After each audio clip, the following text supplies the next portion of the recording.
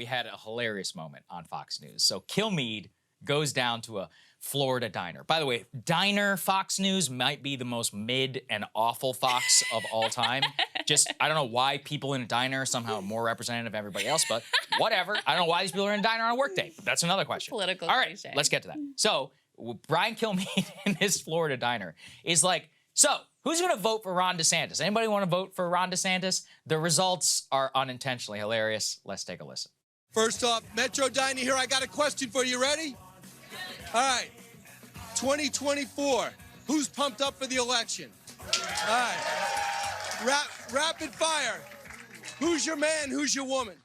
My man, Donald Trump. Donald Trump. Donald Trump, Christy no. Christy no. Who's your man? Trump. Or woman? I'd say Trump. Trump. A lot of Trump fans. Trump and Nikki Haley. And Nikki Haley. Donald Trump and Nikki Haley. All right. So far, a lot of Donald Trump. I see Governor DeSantis. What about President DeSantis? I like it. I like it. Who's your pick? Oh, gosh, I don't know. Trump or DeSantis? I'm either or. So you're right in the middle. Yes. Trump or DeSantis? Either or. Yeah, That's a problem. He goes over to this lady. She's literally wearing a DeSantis shirt, thinking that, like, surely this one's going to give me DeSantis. And she's like, they're both good. Either one. You know, I hate to be proven right in many of these cases.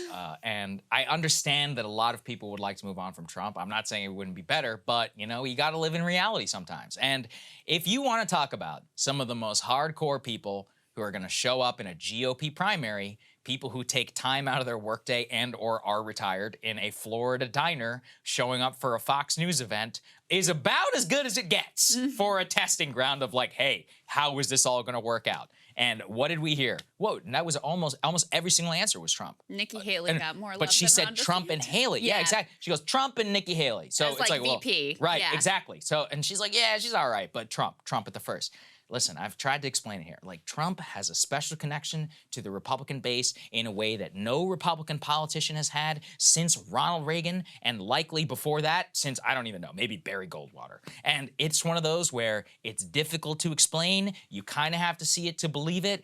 Honestly, even just talking and listening to people like us trying to tell you about it, it's always better to just hear it from them themselves. Now, look, let's be fair, not necessarily representative, but if you were to look where you might see an actual explosion of DeSantis interest and a possibility of winning people over, it would be in a Florida diner. In a Florida diner is a pretty likely spot, which is clearly what he thought as well going into that whole situation. That's why they did the segment.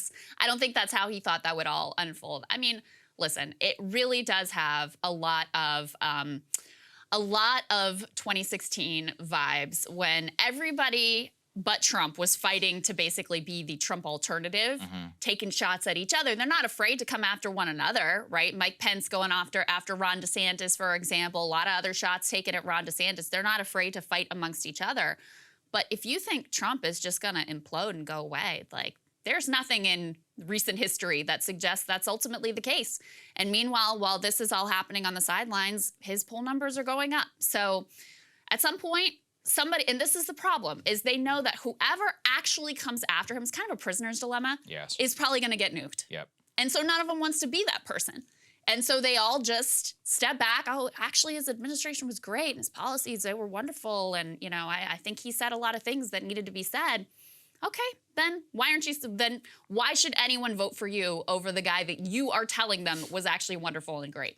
Too good. It's one of those where I just think they will never be able to work themselves out of it. And the longer that this goes on, the better off Trump is. Trump is fun again in a way that he hasn't been in a long time. He seems, I think always has been, better off whenever he's not president. That's kind of like whenever he was at his most fulsome. He's got the team around him. Some of the guys like Jason Miller, his original comms director from 2016. He's on a very, very light staff. And man, frankly, whenever he best operates. I'm only talking here as a politician, not as a competent commander-in-chief. But certainly, look, that's ultimately how you get elected. And from this point forward, I think this is going to be the most formidable dynamic. Hey guys, ready or not, 2024 is fully upon us now, and Saagar and I have been brainstorming ways that we can really up our game for this critical election. Yeah, we rely on our premium subs to expand our coverage, to add staff, to upgrade the studio. We just want to give you the best independent coverage of this election, which is possible. So if you can help us out, become a premium subscriber today, breakingpoints.com, or the link is down here